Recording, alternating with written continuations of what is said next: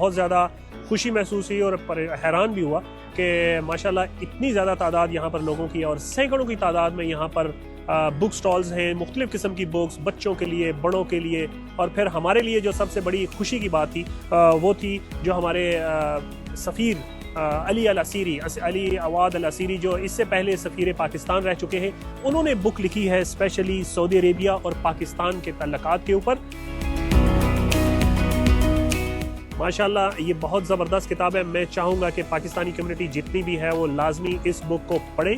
पाकिस्तान और सऊदीया रिलेशन के हवाले से ये ज़बरदस्त बुक लिखी है उन्होंने। स्पेशली उन्होंने हमें दस्तखत करके हमारे हवाले की ये बुक।